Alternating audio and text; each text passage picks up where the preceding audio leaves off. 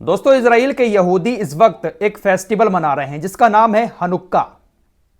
Hanukkah festival 7 दिसंबर को शुरू हुआ था और ये 15 दिसंबर तक चलेगा। दुनिया भर में इस वक्त जो यहूदियों को, इजरायलियों को सपोर्ट कर रहे हैं, वो अपने देश में इस फेस्टिवल को सेलिब्रेट भी कर रहे हैं। अमेरिका के राष्ट्रपति जो बाइडेन ने व्हाइट हाउस में भी हनुक्का फेस्टिवल को सेलिब्रेट किया। उसके बाद उन्होंने बयान दिया कि भाई, ज़ायोनिस्ट होने के लिए जरूरी नहीं है कि आप यहूदी हों, आप वैसे भी सपोर्ट कर सकते हैं यहूदियों को। तो खुलकर ये इजराइल के समर्थन में है। वहीं दोस्तों, पोलैंड से खबर आ रही है। पोलैंड की संसद में भी हनुक्का फेस्टिवल को सेलिब्रेट करने की तैयारियां चल रही थी, वहां पर सेलिब्रेशन चल रहा था। ऐसे में संसद के अंदर मौजूद एक सांसद बुरी तरह से बौखला गया। उसको यह बात अच्छी नहीं लगी कि यहां पर हनुक्का फेस्टिवल क्यों मनाया जा रहा है। इस सांसद का नाम है ग्रेस गोरस ब्रोन। इसने आग बुझाने वाला जो सिलेंडर होता है उसको उठाया और पूरे सांसद में धुआं ही धुआं इसने कर दिया। जो भी फेस्टिवल की तैयारियां थी उनको तहस नहस कर दिया और जो सांसद हनुक्का फेस्टिवल सेलिब्रेट कर रहे थे उनको संसद से बाहर जाना पड़ा। वहीं दोस्तों, इजरायली सेना ने इस हनुक्का फेस्टिवल की शुरुआत में अपने सारे टैंक को लाइन से खड़ा किया और एक साथ जश्न मनाते हुए एक साथ फिलिस्तीनी आम लोगों की बस्तियों पर फायरिंग की और जश्न मनाया, हनुक्का फेस्टिवल की शुरुआत की। ये सारी चीजें मैंने आप लोगों को क्यों बताई? ये सारी चीजें मैंने इसलिए बताई क्योंकि हनुक्का फेस्टिवल वो लोग सेलिब्रेट कर रहे हैं जो गैर यहूदी हैं, जो यहूदियों के समर्थन में हैं। बाकी कहीं पर भी इसका सेलिब्रेशन हो रहा है तो लोग इसके खिलाफ हैं। अब रजब तैयब एर्दोगान, तुर्की के राष्ट्रपति, उन्होंने हनुक्का फेस्टिवल की यहूदियों को मुबारकबाद दी है। जी हां, बिल्कुल आप सही सुन रहे हैं। रजब तैयब एर्दोगान ने यहूदियों को हनुक्का फेस्टिवल की मुबारकबाद देने के साथ साथ उनके लिए अच्छे भविष्य की दुआ भी की। रिपोर्ट आपकी स्क्रीन पर है, हवाई बातें नहीं करता हूं मैं। बाकायदा उन्होंने कहा कि हमारी यह सभ्यता रही है, हमारा इतिहास रहा है कि हम भेदभाव नहीं करते हैं। रंग, धर्म, जाति, इन सारी चीजों से हटकर हम सभी की इज्जत करते हैं। हम हर तरीके के भेदभाव को खारिज करके यहूदियों को हनुक्का फेस्टिवल की मुबारकबाद देते हैं और उनके लिए अच्छे भविष्य की कामना करते हैं।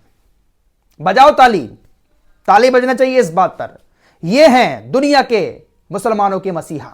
बहुत पुराना रिश्ता है तुर्की और इजराइल का। सबसे पहला देश तुर्की ही था जिसने यहूदियों को एक देश के तौर पर मान्यता दी थी। तो आप सोच सकते हैं अंदर अंदर कितने गहरे संबंध हैं। वहीं दोस्तों, एक और फोटो वीडियो यहूदियों की, यहूदी सैनिकों की सोशल मीडिया पर वायरल हो रही है। जिस बोतल में वो पानी पी रहे हैं, उनके सामने जो बोतल रखी है, ये पानी की बोतल सिरमा नाम की कंपनी की है। सिरमा तुर्की का बेस्ट सेलिंग वाटर है।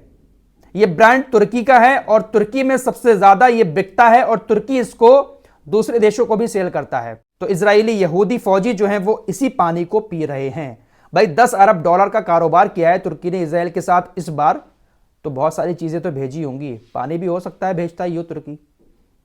देख रहे हो भाई क्या चल रहा है अंदर अंदर। भाई कुछ भी सही, लेकिन इस युद्ध ने बड़े बड़े चेहरों को एक्सपोज कर दिया है। इसी बीच उत्तर कोरिया के राष्ट्रपति किम जोंग उन ने एक बार फिर से अपने सभी अधिकारियों को यह आदेश दिया है कि वो खुलकर फिलिस्तीन का सपोर्ट करें। सभी अधिकारी खुलकर फिलिस्तीन के सपोर्ट में बयान दें, फिलिस्तीन के सपोर्ट में पोस्ट करें। तो ये खुला समर्थन उत्तर कोरिया का फिलिस्तीन के लिए आया है। वहीं दोस्तों, एक साइबर अटैक भी इजराइल डिफेंस फोर्सेस की ऑफिशियल वेबसाइट पर एक हैकर ने किया है। जॉर्डन के एक हैकर ने इजराइल डिफेंस फोर्सेस की ऑफिशियल वेबसाइट को हैक कर लिया। हैक करने के बाद काफी देर तक उसको अपने कब्जे में रखा, बहुत सारे पोस्ट भी किए। बहुत मशक्कत करने के बाद इजराइल डिफेंस फोर्सेस अपनी वेबसाइट को बचा पाई है।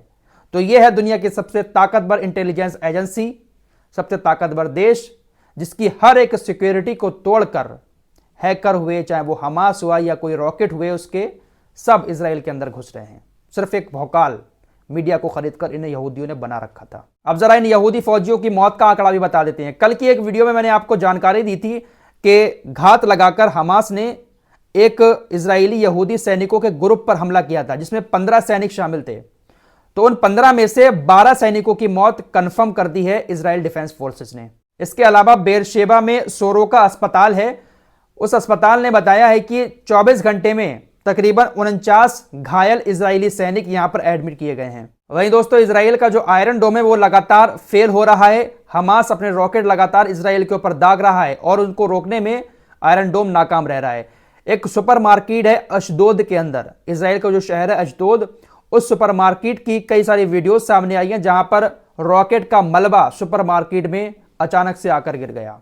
यानी लगातार हमास इजराइल के शहरों को निशाना बना रहा है और आयरन डोम पूरी तरह से फेल हो रहा है। वहीं दोस्तों आपकी स्क्रीन पर यह इजराइल डिफेंस फोर्सेस की 13वीं बटालियन का एक कमांडर है तोमर ग्रीनबर्ग। हमास ने इसको मार गिराया। इसका अभी हाल ही का एक वीडियो सामने आया जहां पर यह कह रहा था कि मुझे लगता है कि 13वीं बटालियन के 41 जो शहीद हैं हमारे फौजी हमें ऊपर से कवर कर रहे हैं। मैं वास्तव में अपने दिल से महसूस करता हूं कि हमारे पास ऊपर से 41 और वीर योद्धा हैं जो हमें कवर कर रहे हैं। वे हमारी रक्षा करते हैं, हमारे लिए गोली चलाते हैं, हमारी निगरानी करते हैं। मुझे सचमुच लगता है कि वे हमारे साथ हैं। इसके बटालियन के जिन सैनिकों को हमास ने मार गिराया है उनके बारे में ऐसी बातें कर रहा है कि वो ऊपर से हमारी मदद कर रहे हैं और कल ये हमास के हमले में खुद मारा गया। वहीं दोस्तों चलते चलते फिलिस्तीनी लोगों की मौत का आंकड़ा भी आपको बता देते हैं। मौतें तो बहुत सारी हो गई हैं लेकिन कई सारे आंकड़े सामने आ रहे हैं।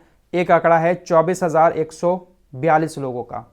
इतने लोग अब तक मारे जा चुके हैं, जिसमें से 9,420 बच्चे हैं, 4,910 महिलाएं हैं। तो यह आंकड़ा था फिलिस्तीन के मरने वालों का। इजराइल डिफेंस फोर्सेस अभी भी वहां पर हमले कर रही है और उनके हमलों का जवाब हमास डटकर दे रहा है और रोजाना ये यहूदी सैनिक मारे जा रहे हैं। फिलहाल इस रिपोर्ट में इतना ही। मिलते हैं कुछ और खबरों के साथ, तब तक के लिए अपना ख्याल रखिए।